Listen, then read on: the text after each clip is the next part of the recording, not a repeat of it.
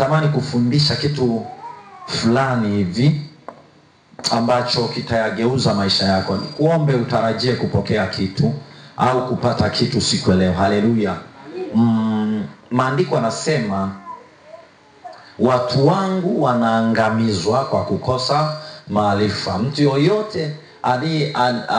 Mtu yoyote kwenye maisha hafi kwa sababu ya kukosa maji, hafi tu kwa sababu ya kukosa chakula. Anakufa, maandiko yanasema, kwa sababu ya lack of knowledge, kwa sababu ya ukosefu wa maarifa.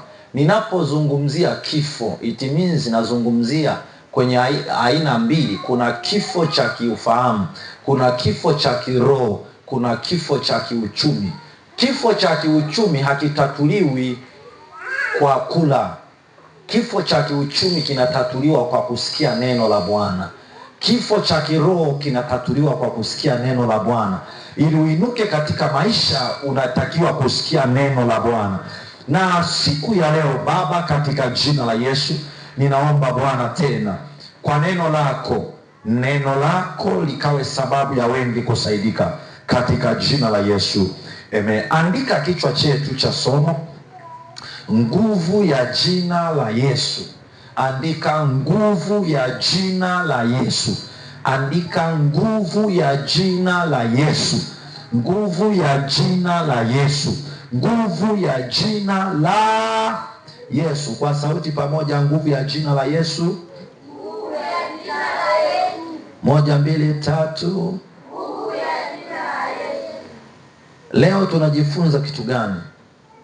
Nguvu ya jina la Yesu. And tutaona kwenye maisha yetu jina Yesu lina uwezo gani, linawezaje kutusaidia, linawezaje kututoa kwenye maangamizo, linawezaje kutuokoa kwenye uchumi.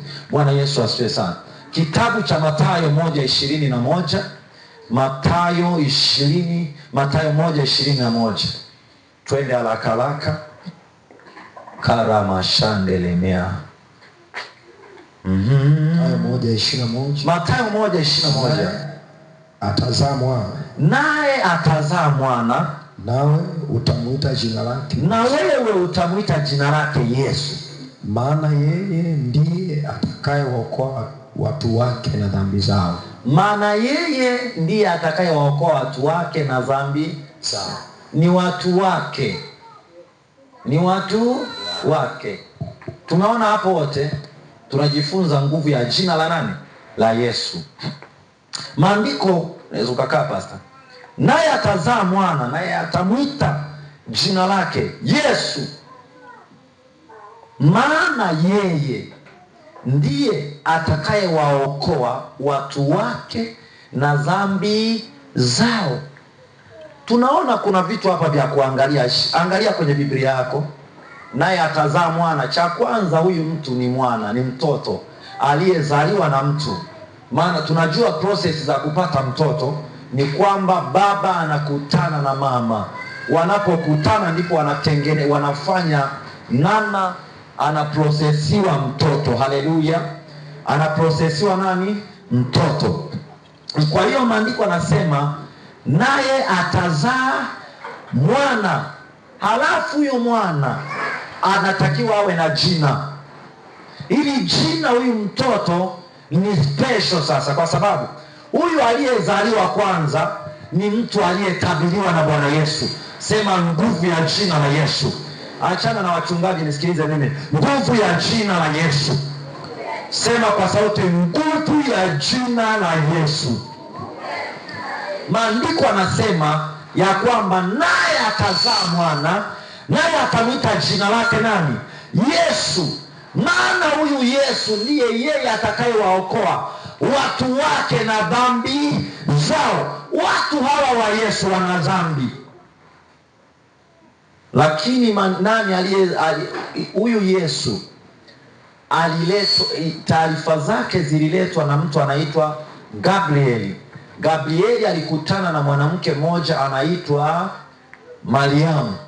Mariamu alikuwa ni binti bikra ambaye hajakutana na mwanaume, lakini kwa sababu kuna mabinti walikuwa ni wengi, kuna vijana walikuwa wengi, lakini Mungu akatumia Mariamu kupitisha chombo chake cha kiustawi, chombo chake cha ukombozi wa taifa au dunia. Sasa huyu Yesu alipozaliwa, huyu Yesu alitabiriwa. Sasa huyu anayezungumza hili andiko anapewa maelekezo. Aliyeandika hichi kitabu anaitwa Mathayo. Huyu Mathayo ndiye aliyeandika. Alikuwa ni mtoza ushuru, alikuwa ni Mlawi, mtoza ushuru, lakini alikuwa ni mtu ambaye ni wa kawaida tu, lakini Mungu akamuita katika Yesu kuwa mtumishi au mwanafunzi, ili aweze kutupa taarifa na siri zilizoletwa na Mungu kupitia Yesu Kristo. Sasa nisikilize kwa makini. Huyu Yesu Kristo, maana ya jina Yesu ni nini? Maana ya jina Yesu, unaposikia Yesu, maana yake ni jina la Kiebrania linalotokana na neno la Kiebrania. Jina Yesu linatokana na jina linaloitwa Yohashua. Yohashua ni jina linalotokana na Yohashua, lakini hili jina Yesu likatoholewa kutoka kwenye Yohashua na kuwa Joshua. Yesu Kristo maana yake kwa Kiebrania ni Joshua. Wewe sasa sikiliza maana ya jina lako, alafu uelewe unatakiwa kufanya nini. Yoshua maana yake ni Bwana wa wokovu, au Bwana aokoaye, au Mungu aokoaye. That is jina linaloitwa nini? Yoshua.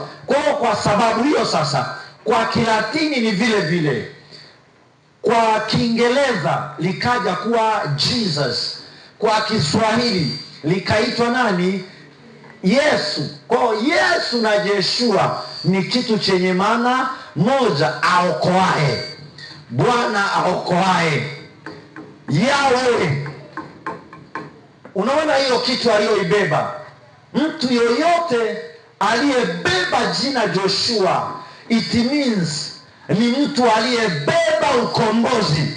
Actually, maana jina Joshua ni automatic, ni jina ukombozi. Jina Yesu manake ni ukombozi, au anaokoa, au wokovu. Kwa maana hiyo sasa, unapotamka jina Yesu, maana yako unasema hivi: wokovu utokee kwenye biashara yangu, wokovu utokee kwenye ndoa yangu, wokovu utokee kwenye maisha yangu. When we call the name Jesus, it means we call redemption. Unaita ukombozi kwenye ile situation. When unataka Yesu aingilie kati biashara, unasema kwa jina la Yesu, kwa jina la Yesu. Maana yake ukisema jina Yesu, it means unataka Yesu ile maana ya jina lake kiroho ifanye kazi. Watu wengi sasa, kwa sababu ya mazoea tu, wanasema kwa jina la Yesu bila kuchukua uzito, kwa sababu jina Yesu ni tofauti na jina la mtu yoyote, kwa sababu jina Yesu limebeba maana ya ukombozi. Unapolitaja jina Yesu kwa imani na kwa kutarajia, jina la Yesu linakuwa active kufanya kazi kwenye eneo lile uliloliitia. Watu wengi wanapoliita jina Yesu, haina maana kwamba linaweza likawa na access hapo. Haliwi na access kwa sababu ya namna ulipolitumia. Kwa hiyo ukilitumia jina la Yesu kwa imani na kwa ufahamu ya kwamba hakuna jina jingine alilopewa mwanadamu ila jina la Yesu. Matendo anasema hakuna jina jingine tulilopewa wanadamu litupasalo kuokolewa kwalo ila jina la Yesu. Kuna jina peke yake, jina la Yesu Kristo. Ukiliita kwenye biashara, linaingilia kati, nasema mwanangu, kuna eneo hapa liko sawa. Hilo jina la Yesu linakuokoa kutoka kwenye ile ndoa.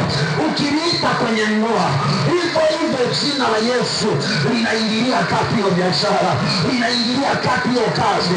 Kwa hiyo tunaposema kwa jina la Yesu, itimide, tunasema wokovu utokee. Tunaposema kwa jina la Yesu, tunasema nguvu ya Bwana ingilie kati. Tunaposema kwa jina la Yesu, tunamaanisha ya kwamba Bwana simama katikati ya maisha yetu. Kwa hiyo unapoenda mbele za Bwana kwa tumia jina la Yesu. Usiende kinyonge, nenda ukiwa unajua jina la Yesu linaokoa, jina la Yesu linaokovu, jina la Yesu lina nguvu, jina la Yesu linakomboa, jina la Yesu linasimama popote. Unaposema kwa jina la Yesu, milango ya kuzimu inatetemeka. Unaposema kwa jina la Yesu, nguzo zozote za kuzimu zinatetemeka. Kwa hiyo yoyote anaruhusiwa kulitumia jina la Yesu, lakini by positive mind, by positive mind, by positive attitude, kwa mtazamo chanya, kwa akili chanya. Usilitumie jina la Yesu by negative way, hautaona matokeo,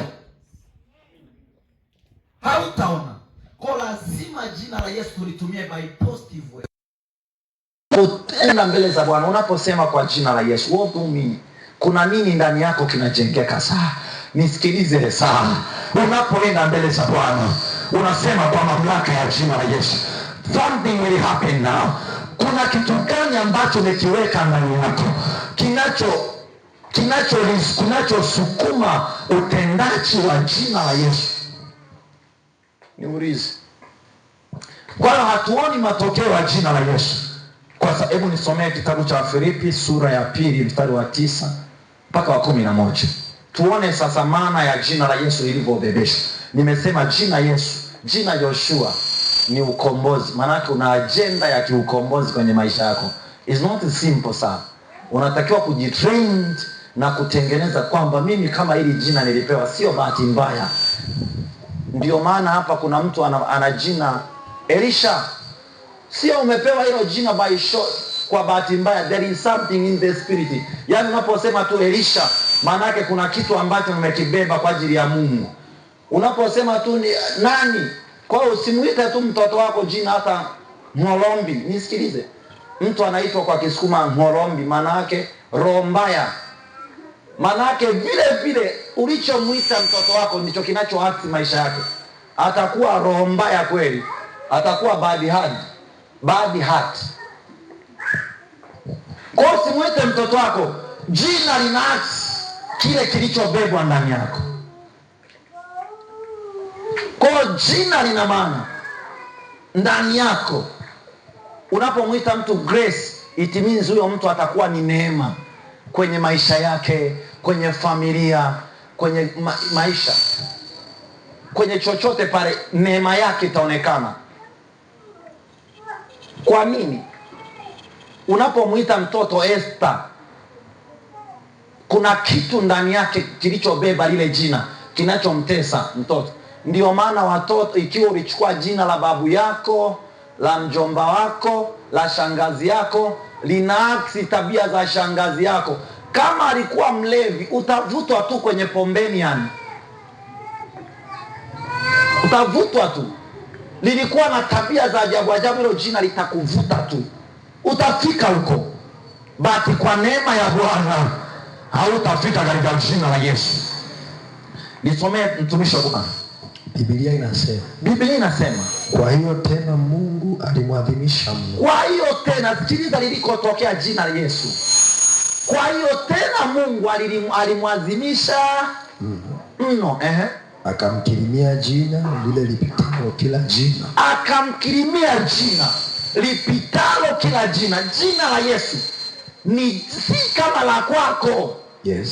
Yaani wewe una jina lakini la kwako halijakirimiwa. Kukirimiwa maana yake ni kupewa hadhi ya juu.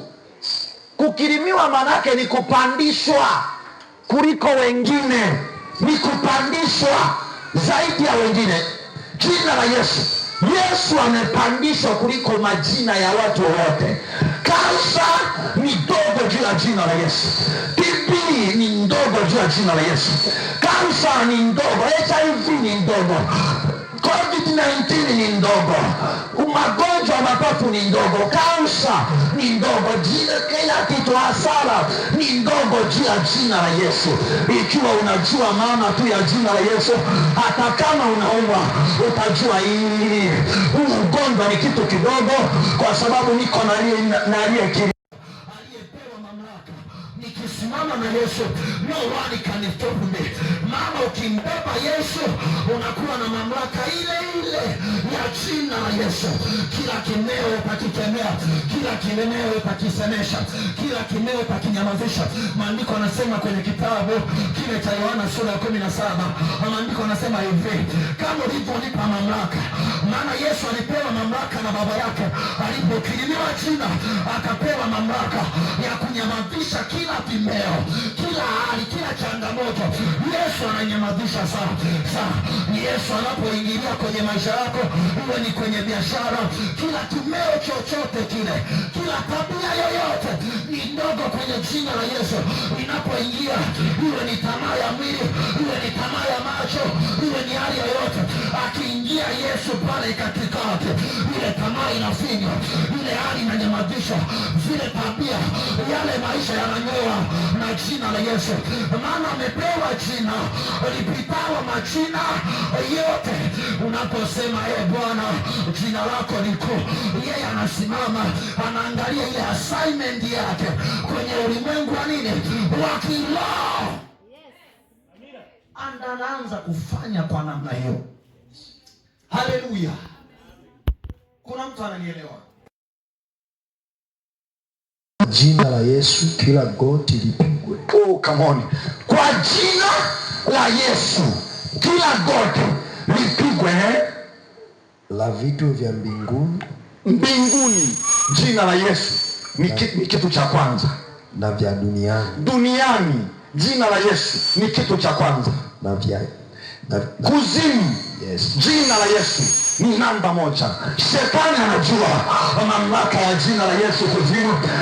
Mungu mwenyewe ameliadhimisha, manake alilipa heshima, alilipandisha juu, akainua zaidi ya majina yote, akasimamisha juu kuliko vitu vyote, kuliko pesa, kuliko ndoa, kuliko ujana, kuliko umama, kuliko maisha, kuliko smartphone, kuliko chochote unachokitumainia, unachokiamini.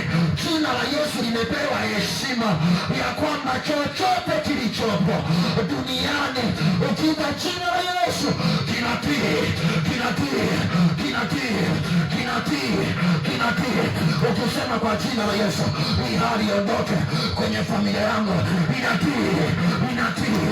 Maana jina la Yesu limeingilia kati. Ukisema kwenye ndoa yangu, inatii.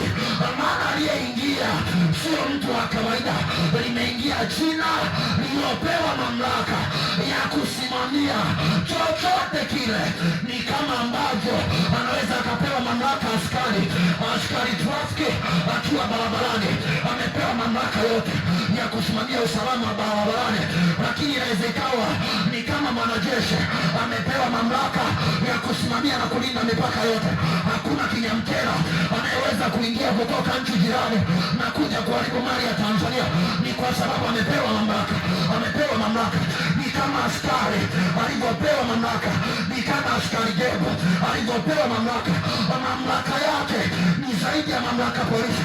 Maana polisi ni mpaka ajue mamlaka ile ya askari jeshi ndio aende. Akienda polisi kama polisi mwingine anakamatwa, maana ni jangili. Lakini yeye askari jeshi anajua mamlaka yake. Kwa maana hiyo, majina mengine yanaweza akawa na mamlaka yake na tabia zake na hali zake, lakini nikita jina la Yesu linafunika, linavunja, linaharibu, linateketeza. Hiyo ndio nguvu iliyo ndani ya jina la Yesu. Come on, usiombe kawaida, unaomba kwa sababu there is power in the name Jesus. Hiyo ndiyo nguvu iliyo ndani ya jina la Yesu, kwamba kila kimeo kinatii, kila hali inatii, kila changamoto inatii. Ukiona tunalihubiri kwa nguvu, just because limetutoa kwenye hali fulani, hilo jina la Yesu. Ukituona tunatembea kwa kujiamini, kuna mahali hili jina limetutoa. Ndio maana nimekuletea na wewe mwanangu, ya kwamba jina la Yesu ni wokovu. Kuna neno, kuna mahali kwenye maisha yako hauoni nuru, hauoni matumaini, hauoni kuvuka. Usilie, usitoe machozi.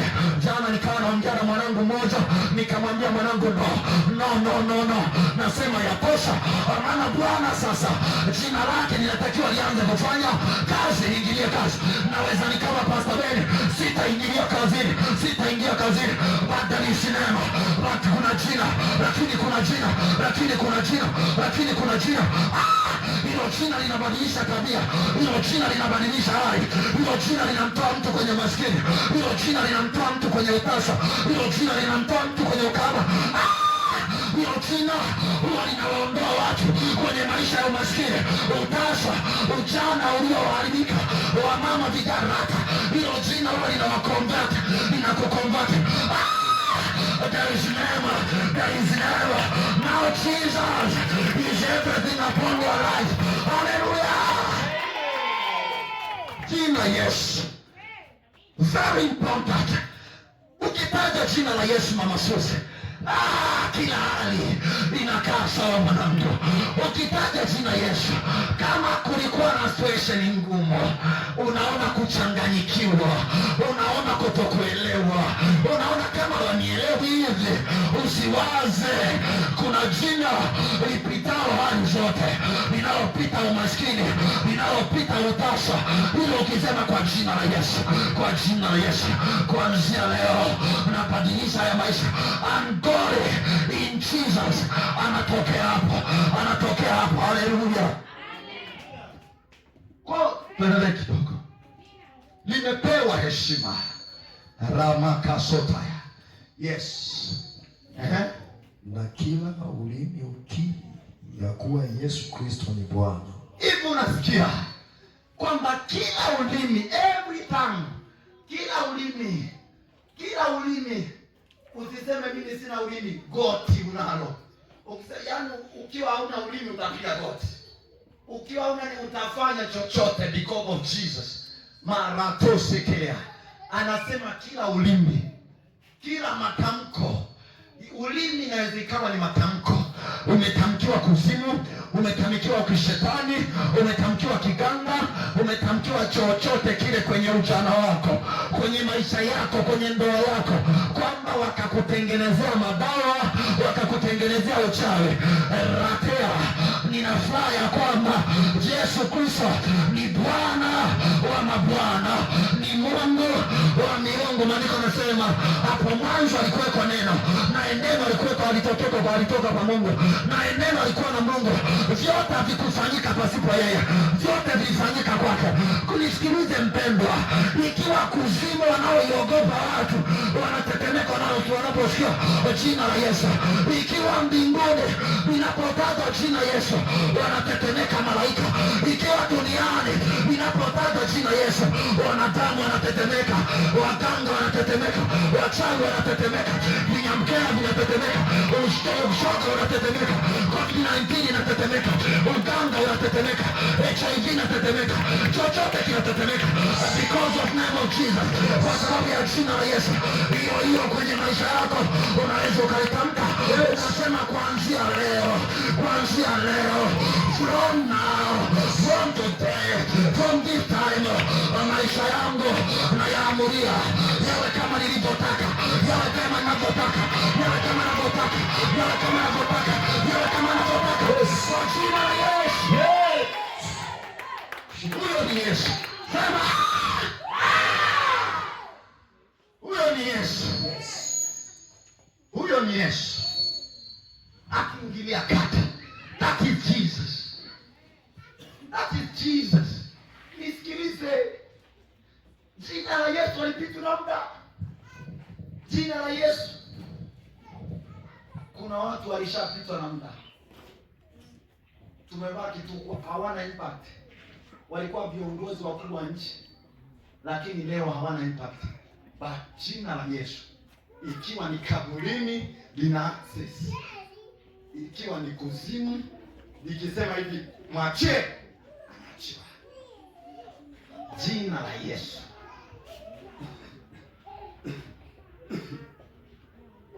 kuna wakati nilikuwa natembea kwenye bajaji, nikamwona mganga akakaa na mimi.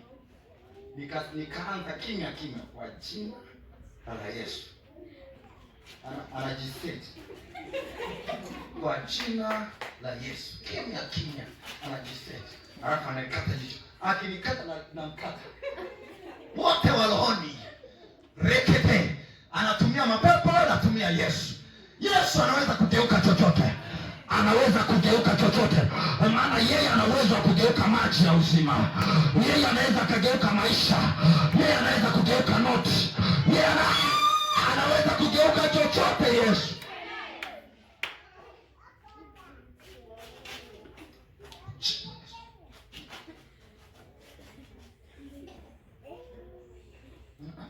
Nikamwambia, nikaongea naye. Vipi? Mimi mwenyewe mganga, unafanya wapi hizi kazi? Kupita ni Panzese. Njoo nikuhembeke. Mimi sivai matembele lakini ni moto. Ni wewe tu mwoga. Ni wewe tu naogopa. Kimvaa Yesu hata imekuwa mtu akiwa ndani ya Kristo amekuwa kiumbe kipya. Kwani wewe uko Masaki? Maisha. Jesus. Kuna Yesu. Lazima ujue kwamba Bwana, hata kama nina njaa, Yesu yupo kazini. Hata kama niwe sina nini, Yesu yuko kazini. There is Yesu. Sasa kuna Yesu. Vijana, hakuna namna nyingine ya kufanikiwa. Wamama na mabinti, hakuna namna nyingine ya kufanikiwa. But lazima tuliingize jina la Yesu kwenye vitendo. Haleluya. Kuna mtu ananimalizia kidogo. Na kila ulimi ukiri ya kuwa Yesu Kristo ni Bwana, kwa utukufu wa Mungu Baba. Rudia. Mstari wa 11. Ndio. Na kila ulimi ukiri ya kuwa Yesu Kristo ni Bwana. Na kila ulimi ukiri Yesu Kristo ni nani? Ni Bwana. Bwana wa mabwana, Mungu wa miungu, Alfa na Omega, nani kama wewe? Bwana wa mabwana, Mungu wa miungu, Alfa na Omega, nani kama wewe? Kwa sauti kidogo. Bwana wa mabwana, Mungu wa miungu, Alfa na Omega, nani kama wewe? No one like Jesus. Yes. Hakuna wa kufanana na Yesu Kristo. Ni sisi tu tunahisi kwamba ni kweli Yesu anaweza kuingilia kati maisha yetu, uchumi wetu, biashara zetu, kazi zetu. Yes! Ana uwezo wa kuingilia kati chochote kigumu. Kinachoonekana kigumu kwa wanadamu sio kwa Yesu. Kinachoonekana kigumu kwa wanadamu sio kwa nani? Kwa Yesu. Nakwambia tena, kinachoonekana kigumu kwa wanadamu sio kwa Yesu. Yesu kila kitu kwake ni rahisi. Ni rahisi tu. Waswahili wanasema ni kama unasukuma mlevi. Sijajua ameshamwonaje yule mlevi. Kwa jina la Yesu ina uwezo wa kufanya chochote kikatokea, hali yoyote. Jina la Yesu lina uwezo wa kuua. Jina la Yesu lina uwezo wa kuponya. Jina la Yesu lina uwezo wa kufanya chochote unachokihitaji. Chochote. Haleluya. Amen. Umepata picha kidogo ya jina la Yesu. Lina uwezo wa kufanya chochote kwa wakati wowote, sehemu yoyote. Sasa kuna wakati unatakiwa uelewe vitu viwili. Kuna uwe na ufahamu kama nilivyokuonyesha leo kwamba jina la Yesu lina uwezo wa kufanya chochote. So lazima ujenge kwenye ufahamu wako kwamba jina la usajili Wangapi wamesajili line, wanajua line? Wamesajili line. Si mna line za simu watumishi? Kwenye line ya simu ile kuna jina lako mle. Kwa hiyo kama ulivyosajili na kila unapofanya muamala au chochote linasoma jina lako, ndivyo unapotakiwa kujisajili kwenye jina la Yesu. Ili chochote unachofanya linasoma jina la Yesu. Nikisoma la kwako, niamini mimi, hakuna chochote. Ndio maana watu wanaweza wakaimba tu watu wanapona. Sio yeye, ameshajisajili, ameshaliruhusu jina la Yesu liingilie kati kila tamko lake, kila anachozungumza, kila neno lake kanatoka kwa Yesu. Maana nilizungumza asubuhi kwamba kuna kitu kinaitwa lema na logos. Logos ni neno lote ambalo kila mtu anaweza akalisoma akalielewa, lakini kitu kinaitwa logos, kitu kinachoitwa lema ni kile ambacho uko kwenye ibada. Mungu anataka kukuadvance, Mungu anataka kukuinua, kukutoa hapo. Ndivyo alivyo Yesu. Yesu kwa watu walio tayari, waliotengeneza mioyo yao na kujisajili kwamba chochote kile ninachokifanya, sio mimi patabeni but Jesus. Chochote ninachokitamka atakuwa ametamka Yesu. Ukijisajili hivyo, unasema lolote linatokea. Hata kama kwa kuimba sana kina manifesto, hata kama kwa kumwangalia tu, kinachotoka sio macho yako, kinachotoka sio miale yako, inatoka miale ya moto ya Yesu. Maana mwili wako nisikilize mpendwa, Yesu akikuvaa, unapotembea anatembea Yesu, unapokula anakula Yesu, unapofanya chochote anafanya Yesu. Maana yuko kazini. Unapoomba, ndio maana tuombi tu kama historia. Tunaomba kwa sababu tunatengeneza ushirika na Yesu kupitia maombi, kupitia dua, kupitia sala, kupitia ibada, kupitia utoaji.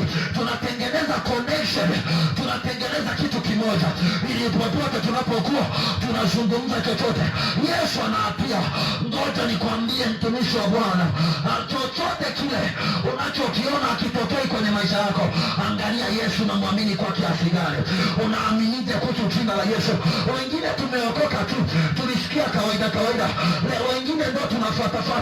Lakini ngoja nikwambie, amini jina la Yesu linaweza kubadilisha hali yoyote ya maisha yako, linaweza kufanya chochote kwenye maisha yako, unaweza kugeuza hali yoyote kwenye maisha yako.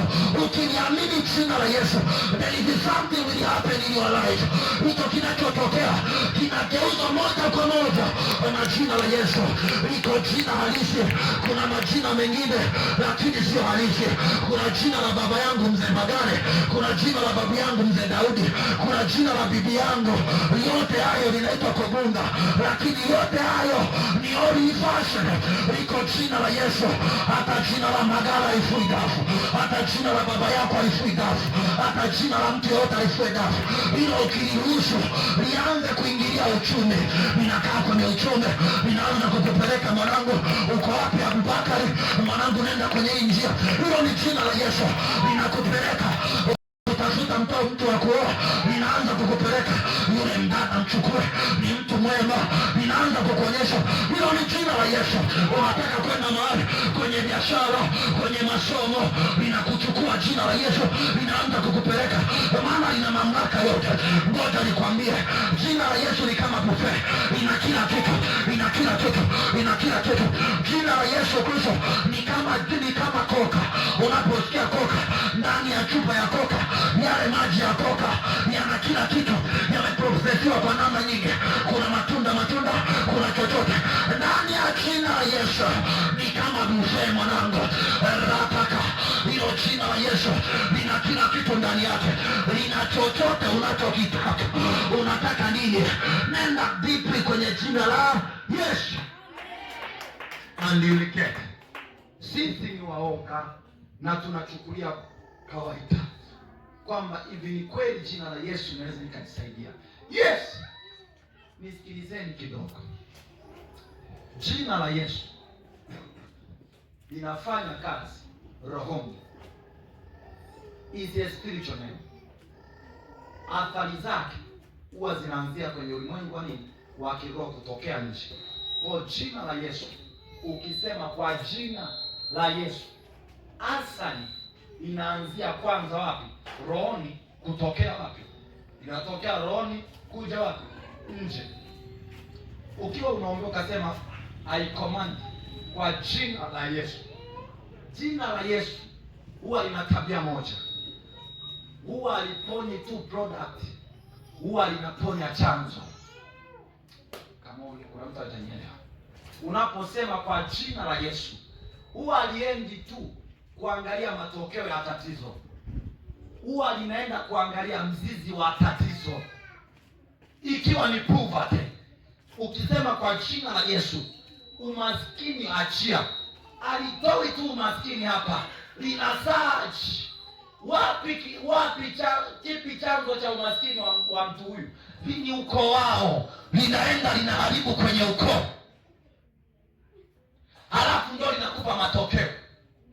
Kwa jina la Yesu, unaposema kwa jina la Yesu, nimeona kwetu hawaolewi kwa heshima, halikupi matokeo ya wewe tu, linaenda kwa sababu unakuwa kama mkombozi, linaenda automatic kwenu, linaharibu kila nguvu za giza, linaharibu kila mautasa, linaharibu kila hali. Nisikilize sasa, wewe unayelitumia jina la Yesu, usijisahau.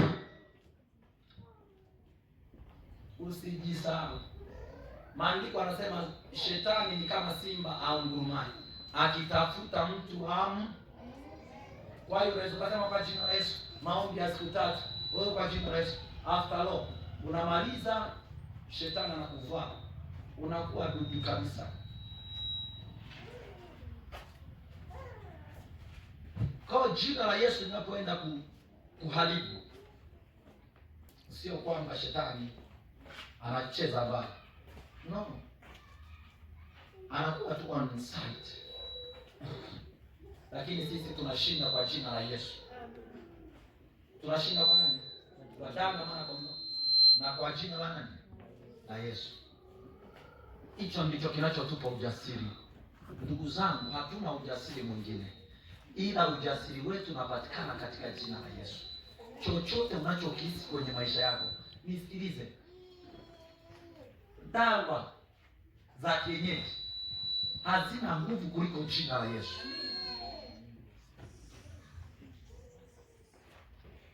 Dawa za kienyeji hazina nguvu kuliko jina la nani? Jina la Yesu tu.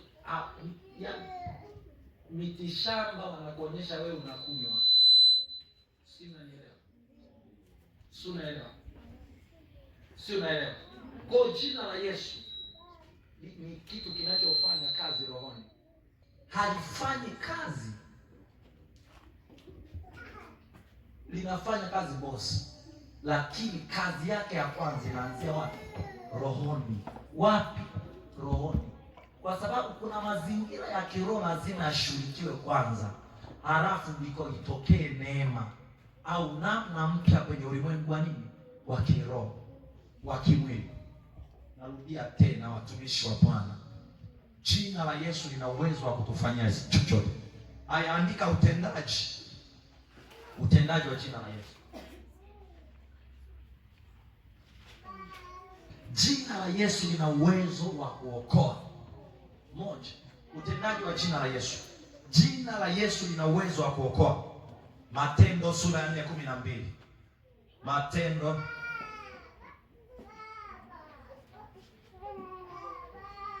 kuna mtu ameelewa?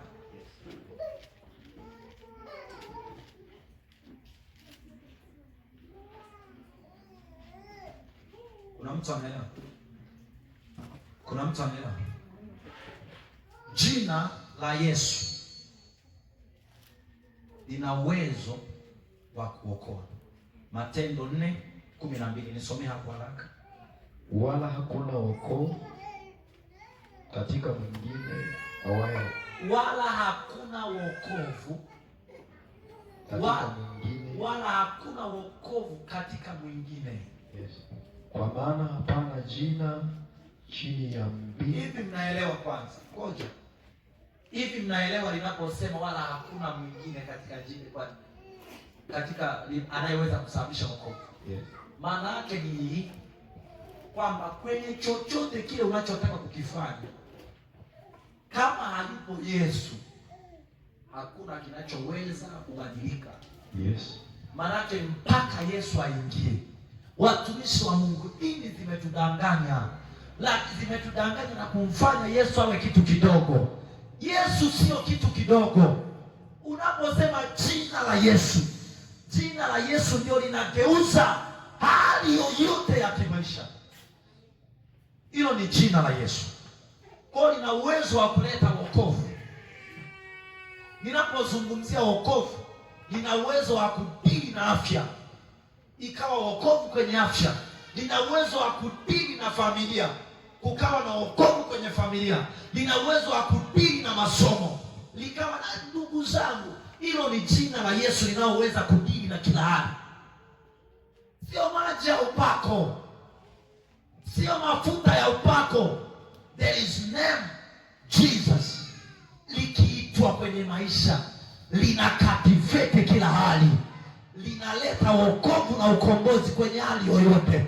Usidanganywe eti tumia maji ya upako. No, if there is Jesus there, kama kuna Yesu pale, kila kitu kitakuwa sawa.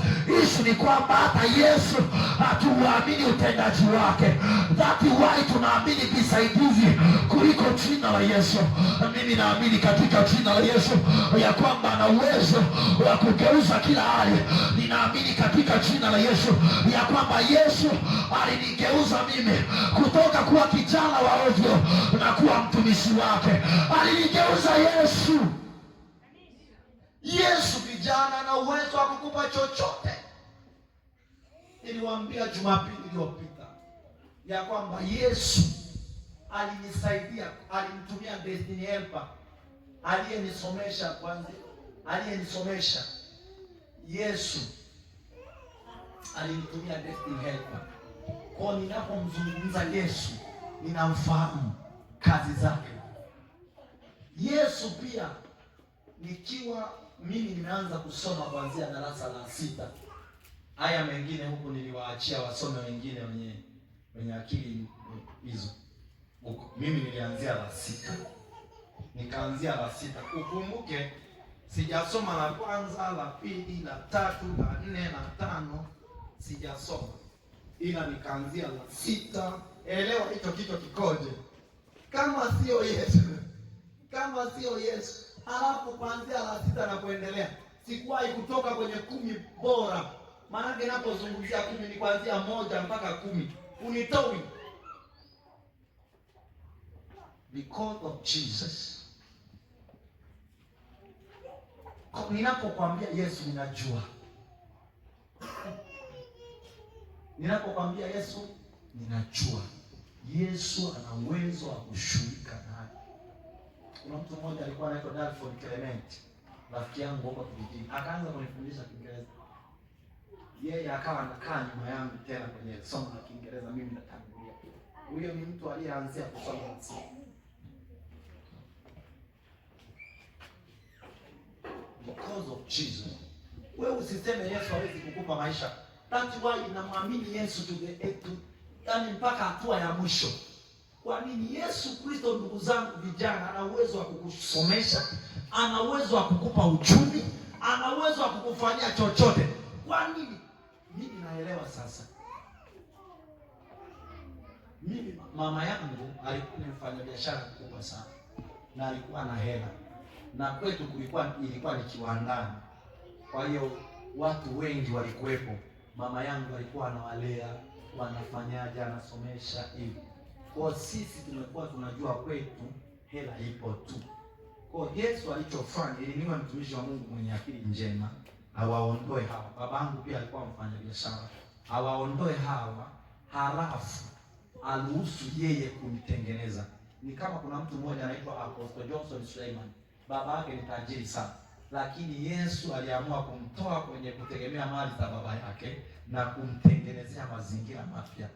Ametoka kwenye Uislamu, kwa akaanza kumtengenezea mazingira mapya. Nisikilize, Yesu anapoanza kukuprogram, anakutenga na mafanikio ya kwenu, anakutenga na ndugu zako, anakutenga na baadhi ya watu uliokuwa unaamini na kuwategemea, halafu akupe wa kwake, ili siku ukisimama useme hivi, hapa hakuna mkono wa ndugu, kuna mkono wa Yesu. Hapa hakuna hivyo. Na wengine wanakuchukia bila sababu, wana pesa na wakupe. Kwetu sisi wanahela huko, basi Mungu aliwaondosha, halafu akanikia. Imagine, kuna wakati nilimpigia simu mama yangu nikiwa alone, sijui niende shule, sijui niende kwenye mchungaji. Nilikuwa dilema, maana nikisoma hivi sielewi. Sasa sielewi, nikana msibu wana usiwe na haraka kunitumia mimi, silipo tu labda easy time. Unajuaje kama unaishi miaka 100 tu alafu naondoka? Watumishi wa Mungu, nisikilizeni. Mungu yuko tayari kukutumia sasa hivi. Haujui unaishi mpaka lini. Jana nilikuwa namsikiliza rafiki yangu, tulikuwa tunapigana mapambio, sasa hivi hayupo. Ameshamaliza kazi yake. Wewe hujui, unaondoka ukiwa na umri gani. Waza, acha huo ujanja jikipu kumtumikia na Mungu na kutengeneza maisha ya watoto wako. Jifanye mjanja, you will see. Utaondoka kama amekufa kuku. Unajua kuku na yeye ni muhimu, ila akiliwa hata manyoya yake yakumbuke alitupa wapi. Sasa utakufa hivyo kama hauta na namna ya kulitumia jina la Yesu na kuiruhusu kulifanye kazi kwenye maisha yako. Haleluya. Nakwambia ukweli. Rafiki yangu kabisa aliyekuwa ananiachia na mikutano kuhubiri leo. Haleluya. Bwana anaponya, anaokoa. Lakini leo amalo niko peke yangu, yeye hayupo. Hilo ni deni. Mungu ananiambia hivi, hata wewe Pastor Ben una wakati wa kuchomoka. Unaenda ulikotoka.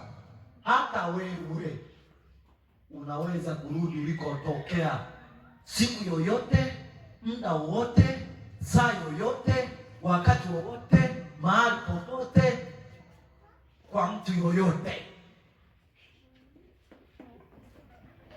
Waza jina la Yesu nalizalisha nini? Ukiona sisi ni wachungaji wadogo na vijana hapa na wachungaji wadogo, wakati umeshaisha. Wakati umeshafanyaje? Umeshaisha. Ni wakati wa kumvunia Yesu na kumletea watu matokeo. Achana na dini. Mruhusu Yesu. Dini itakupeleka wapi? Yesu Kristo ni kila kitu, ndugu zangu. Achana na, usilie na maisha. Hayo maisha mbona yapo? Ndugu yangu ninayekwambia, rafiki yangu ameacha taasisi, haijampeleka popote. Ameiacha, ila yuko zake kitandani, ananicheki hivi, yuko hospitali hapa na mimi pale. Unaenda hapa mwamba hapa anatabasamu. Kasema mwamba mbinguni moja kwa moja. Tatizo anaona, watu wa Mungu wanaona anakokwenda. Kabla hajaenda ananipa dole, baba nakuachia kijiti mwanangu, piga kazi. Mimi nasema zangu huko na kuona ni kwema sana kuliko chochote. Nisikilize mpendwa, una muda. Kama ni kutafuta pesa, fight sasa hivi, kaza. Achana na haya mambo mengine ya duniani, kuna maana. Tuna muda. Pambana basi kwa ajili ya Mungu. Pambana kwa ajili ya Yesu. Iamini hili jina litakupa kila kitu. Hili jina la Yesu lina uwezo. Tumepewa jina peke yake la Yesu, linaloweza kuokoa, linaloweza kusaidia kila hali. Linasaidia jina la Yesu. Hivi mimi nawaza sana, ikiwa mtu alikuwa anamtumikia Yesu kabisa, ameenda kwa Baba, lakini hakuna haja, asingeweza kuhoji kwa nini namwacha mke wangu. Hakuna kuhoji. Hakuna kuhoji kwamba kwa nini naacha magari yangu, pikipiki zangu, viwanja vyangu. Haina kuhoji, maana unaenda ulikojenga. Kama kwa yeye apandacho mtu ndicho atakachovuna. Ukipanda uharibifu utavuna uharibifu, ukipanda mema utavuna mema. Waza unapanda nini? Ukipanda utavuna. Haleluya. Kuna mtu ananielewa? Kuna mtu ananielewa? Haina haja. Na mwingine tunaona hata viongozi wa serikali ni kama watu ambao hawafi. Ni kama watu ambao hawafi. Kumbe watu watakufa. Utapita tu kwa sababu hakuna namna. Hakuna namna ya kumtesa mwingine. Hakuna namna ya kukalia madaraka. Utakufa tu. Utakufa. Kuna watu wa mama wamekufa, kwani wao kina nani? Kina Mzee Mengi. Wamekufa na walikuwa na hela. Hao kama sio kujisubmit kwa Yesu. Mimi nampenda Yesu katika jina la Yesu. Nitampenda Yesu maisha yangu yote. Nitampenda Yesu iwe mchana, nitampenda Yesu iwe asubuhi, nitampenda Yesu niwe na maisha magumu, nitampenda Yesu niwe na uchumi, nitampenda Yesu nisiwe na uchumi, nitampenda Yesu niwe na nguo zimeisha, nitampenda Yesu kwenye kila eneo. Lazima ujiapize kumpenda Yesu kwenye kila hali. Hata kama una familia, mpende Yesu, kwa sababu kama utajiapiza hivyo utaondoshwa. Maandiko yanasema hivi, ni kitu gani kitanipenda na upendo, kitanitenga na upendo wa Bwana? Je, ni uchi? Maana yake sio uchi, maana yake ndoa, maana yake familia, maana yake maisha. Haitanitenga na upendo wa Bwana. Kama kuna mtu atajisogeza kwangu kwa ajili ya kuniharibia mahusiano yangu na Mungu, never, siwezi kwenda naye. Why? Kwa sababu hakuna mtu anayeweza kunitenga na upendo wa nani? Wa Bwana. Maandiko yanasema yeye alijitoa msalabani, akafa kwa ajili yetu. Wewe je, unaweza ukajitoa kwa ajili ya mtu? Unaweza ukajitoa kwa ajili ya Yesu? Maandiko yanasema yoyote anayetaka na ubebe msalaba wake anifuate. Lakini kuna sehemu anasema Yesu, njooni kwangu ninyi yote msumbukao na wenye kuelemewa na nini? Na mizigo. Kila mtu ana mzigo na Yesu Kristo ana mzigo wake. Ukienda kwa Yesu anakupa mzigo wake. Utengeneze tabia, utengeneze maisha, utengeneze uchumi. Na unapotengeneza uchumi, it's not for you, ni kwa ajili ya ufalme, ni kwa ajili ya ufalme wa Mungu. Hiyo biashara unayoifanya, hizo kazi unazozifanya, je, zina access kwenye ufalme wa Mungu? Wengine biashara zetu hazina matokeo kwa sababu hazina ushirika na Roho wa Bwana. Nina vitabu kama 3 hivi nimeandika.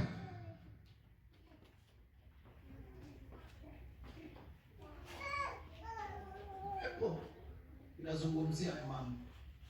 Kama hauwezi kujiconnect na Mungu sana, hata uchumi wako ni hasara, hata masomo yako ni hasara. Imagine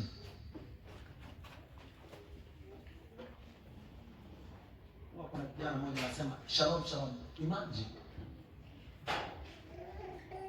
just imagine, ya cheki maisha. Imagine your life. Kwa ni lazima tufike watumishi wa Mungu mahali tusitengwe na chochote kwenye upendo wa Yesu, maana yeye alijitoa kwa ajili yetu. Biashara inakutengaje? Imagine, kazi inakutengaje? Eti mtu ananiambia stress na maisha. Are you serious? Are you serious? Kazi kutenge na upendo wa Bwana. Kuna faida gani? Mimi sioni faida ya kuoa au kuolewa ikiwa huna Yesu. Ikiwa utajitenga na yeye, ikiwa ndoa itanifanya nimwache Yesu, bora niachane naye. Kuna mtu anaitwa Paulo, alisema ukitaka kuwa kama mimi kuwa, haina haja. Kwa nini? Alijua kuna sababu zingine ndogo zinaweza zikakufanya upoteze cha Mungu na heshima ya Mungu na uende jehanamu. Sichukulia hizi haya mambo ya utumishi, maana sote sisi tu watumishi wa Bwana. Dini sikudanganya. Saa nisikilize kwa makini. Tunatafuta uchumi kwa bidii, tunatafuta maisha kwa bidii according to Jesus. Mnanielewa watumishi wa Bwana?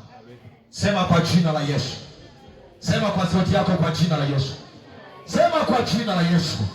Baba Mungu, katika jina la Yesu, ninaomba Bwana utendaji wako, maisha yangu yasinitenge na upendo wako.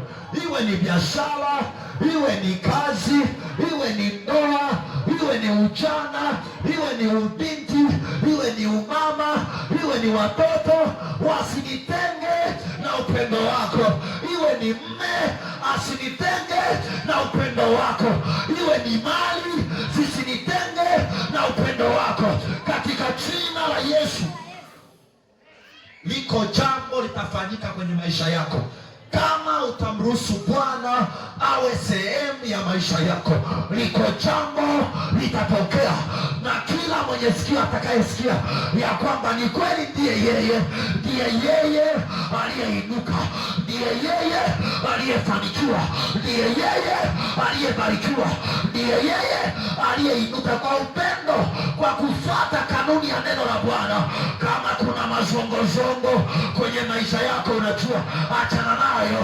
Mruhusu Bwana kwenye maisha yako, iwe ni kwa watoto, iwe ni kwenye ndoa.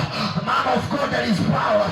Reketa, kuna nguvu katika jina la Yesu, nguvu inayofungua chochote kilicho kigumu.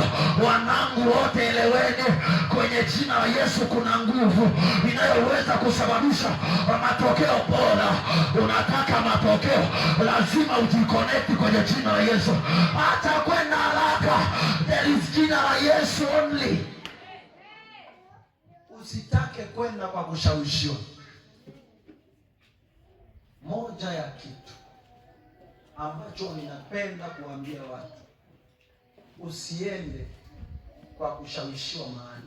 Just elewa unaenda wapi, halafu amini huyo Yesu ndiye. Maandiko yanasema Yesu ni njia, kweli na uzima. Mtu pekee asiyeweza kudanganya ni Yesu. Na moja ya kitu ambacho hakiwezi kudanganya Yesu katika neno lake, maana neno la Mungu ni Yesu. Soma neno, fuatilia neno. Unataka kuwa mfanyabiashara, tafuta vitabu vya uchumi vya Kikristo. Mimi ninavyoweza 3 soft copy ya uchumi. Ndio, kuna maandiko ya kutosha, kuna maombi. Nunua vitabu 9,000, soma by details. Kuna kitabu kinaitwa mfumo wa Babeli, very complicated. Ukisoma unasema hivi, ni kweli? Kumbe yani unajua kabisa hata biashara unayoifanya ni mfumo utakao kuzuia kwenda mbinguni. Ni lazima uchange focus ili ufanye kwa uzuri.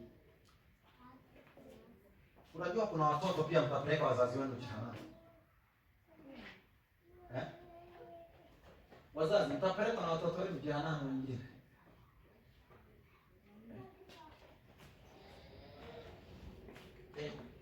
Na mimi nina mtoto jamani. Kwa ninaposema wazazi, maana yake na mimi nikiwemo. Mpendeni Yesu. Waambieni watoto wenu njia sahihi ni Yesu. Niwaambie kitu watumishi wa Mungu, halafu tunamaliza. Ushauri mzuri utoke kwenye neno la Bwana, sio kwenye hisia za mtu. Kwenye neno la nani? La Bwana. Akikusemesha Bwana, asiwepo mtu mwingine wa kukubadilishia usemi, kwa sababu shetani anatumia neno na Mungu anatumia neno. Uwezo wako wa kusikiliza ndio unayeamua ipi sauti ya Mungu, kuichambua sauti. Maandiko anasema itakuwa utakaposikia, lakini anasema sauti ya Bwana. Lakini ikiishia tu itakuwa utakaposikia, maana yake hata ukisikia sauti ya adui inakuwa. Na ikiwa according to sauti ya adui, uwe na uhakika maisha yako yote yataharibiwa na nani? Na adui. Hata kama ni biashara, ndugu zangu, unasikiliza watu wana motivate biashara. Kuna watu wengine wametuajiri, wanatutesa, lakini kwa sababu ya sauti ya pesa zao, ile sauti ya pesa zao inatuambia maisha sisi, na ile sauti ya pesa zao sio sauti ya Mungu aliye hai. Pesa yoyote ya Mungu aliye hai inapenda ibada. Narudia, pesa yoyote ya mtu wa Mungu inapenda ibada. Narudia tena, pesa yoyote ya mtu wa Mungu inapenda nini? Ibada. Kipimo cha pesa yako kuwa sio ya Mungu, isipende ibada. Yaani ukiona pesa yako haipendi ibada, maana yake wewe kabisa unajua uchumi wako ni Mammon anakudrive. Kwa pesa yoyote vijana mnaotafuta kama haipendi ibada, is not money. Ni copy, ni pesa bandia. Unaijua pesa bandia ni kama fedha. Ilikuwa naona kuna watu wamekamatwa Mwanza, walikuwa na mimi ningekuwa mtaalamu, mimi ningekuwa labda kiongozi wa nchi ninayesimamia fedha, hao watu ningekaa nao chini. Wanaotengeneza pesa bandia, hao watu ni wakuwezesha, wanaweza kutengeneza vitu vizuri, kumbe maisha yanaendelea. Ni kwa mnafanya, hebu kaa chini, watu wanaenda kuendelezwa. Kama wana uwezo wa kutengeneza fedha, hao ni majinias kabisa, ni wa kusaidia namna nzuri ya kuoperate hayo mambo, labda wapeleke hata viwandani, sio na viwanda vya kutengeneza hela. Sasa unawakamata tena na wacheza ndani. Mimi nakupanga sana. Ningekuwa mimi sasa ndio, ningelikuwa mimi. Siwapotee. Siwakamati ni wafumu. Naomba kujua ujuzi. Maana wana maarifa hapo. Tuna uwezo kabisa kumbe wa kuwa na viwanda nchini vinavyo process money. Bana ya yeye. Kwa ndio hivyo watumishi. Kwa kuna pesa bandia ambayo ukiishika ni hela. Ukipewa hata wewe hapa kama hujaambiwa ni hela bandia, huwezi ukaielewa. Asa mpya. Heri Bwana Julius. Mpya. Huwezi ukajua. Yaani ukicheki hivi inasimama kabisa kama zile za 5,000 imesimama hivi kama yenyewe. Kumbe ni bandia. Ndio uchumi wa walokole ambao sasa wako kwenye mifumo nje ya Mungu. Ni pesa. Kuna viongozi kabisa ni wa Pentecoste matieji makubwa, lakini wako kwenye mfumo wa Mammon. Hawezi kutetea hata kanisa. Wakubwa hawana sauti. Kwa nini hawana sauti? Mammon wamekinywea kikombe. Ukikinywea kikombe uwezo ukazingua. Una sauti hata kama unanena kwa lugha pumbavu. Una sauti. Naelewa siku. Watumishi wa Mungu ni kweli. Wapo mpaka na wachungaji. Mjuaje mchungaji wa uongo? Ni yule asiyekemea dhambi, ni yule asiyesema mabaya, ni yule asiyezungumza chochote kuhusu Mungu, ni yule jina la Yesu lina kazi. Si lina uwezo nimesema. Kuna watu wanalitumia jina la Yesu na sio wachungaji. Ukisoma kitabu changu hicho cha mfumo wa Babeli ndio utaelewa. Kuna watumishi bandia sana wanatumia jina la Yesu, lakini wokovu wa manifest. Hakuna mabadiliko ya tabia kwenye maisha yao. Nisikilizeni vijana, mruhusuni Yesu kwenye maisha yenu, ayatengeneze maisha yenu ya kibiashara, ya kiuchumi. Ujana bora ni raha ya ujana ni kuwa na Yesu. Raha ya familia ni kuwa na Yesu. Uweze kuwa na Yesu. Wanangu nisikilizeni. Nisikilizeni, ukiwa na Yesu hakuna kibaya. Nimewaambia hivi, watu wengi wanapenda makanisa ila hawapendi sheria za Yesu. Wanapenda personality ya Yesu ila sio nini, wanapenda tu zile ule Yesu wa nje ila sio kanuni za nani, za Yesu, kwa sababu kanuni za Yesu ndizo zinazoleta matokeo. Unanielewa sijui? Kwa watu wengi huwa wanasema pelekeni kanisani. People, ni kuhakikishie kuna watu kabisa wapendi maeneo mengine, wanapenda kanisani.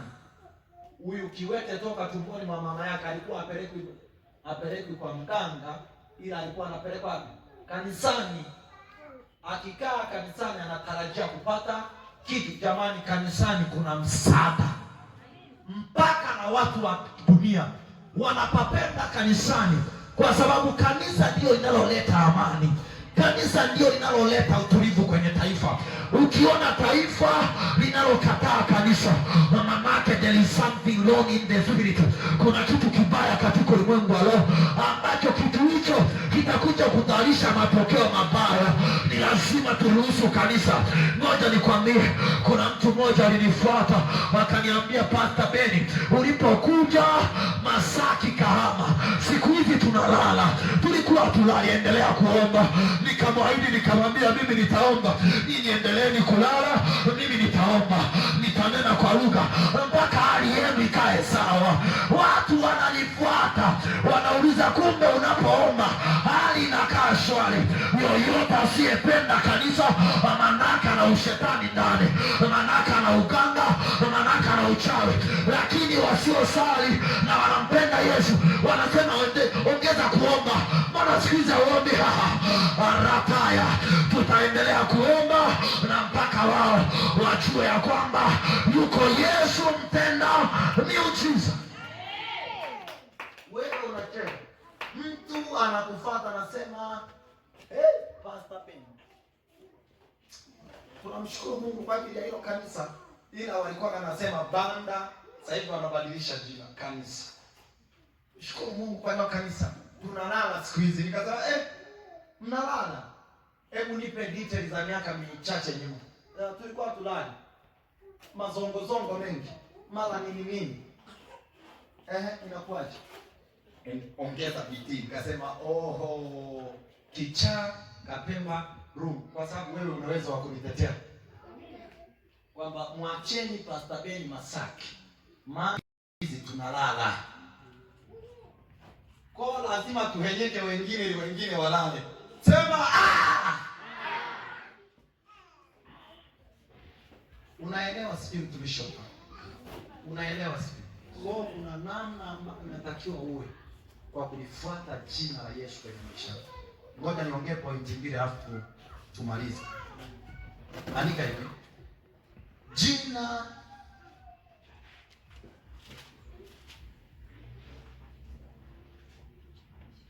Jina la Yesu lina uwezo juu ya mapepo mabaya. Kila mapepo yanalitii jina la Yesu.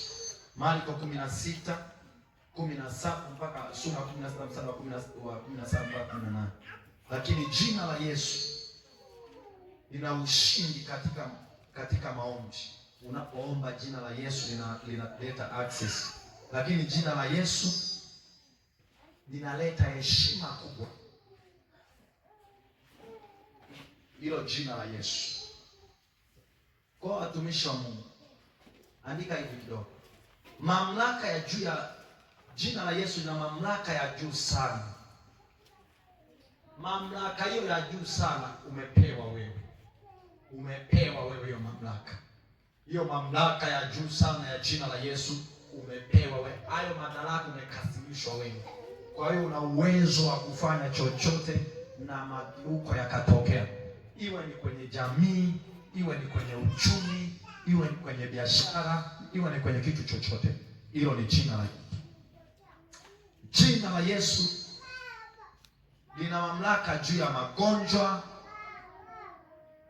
vizingiti, mapepo, ufisadi, rushwa, uasherati, ukahaba, uzinzi. Jina la Yesu lina uwezo wa kuyatafuna na kuiana hayo katika jina la Yesu. Kwa hiyo jina la Yesu lina uwezo wa kusimamia hayo na kumfanya mtu kuwa mkuu sana katika jina la Yesu. Andika kidogo. Jina la Yesu leta msamaha wa dhambi. Jina la Yesu leta uzima wa milele. Jina la Yesu huvunja nguvu. Uleta msamaha na huvunja nguvu ya dhambi. Jina la Yesu ni silaha ya vita vya kiroho. Jina la Yesu ni silaha ya vita vya kiroho.